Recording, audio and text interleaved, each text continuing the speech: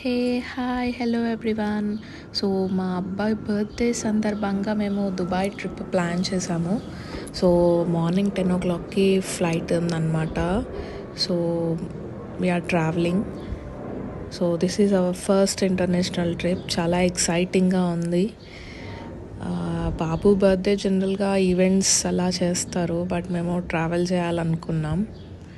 So tickets, boarding passes అన్నీ తీసుకొని flight enter అయిపోయాం.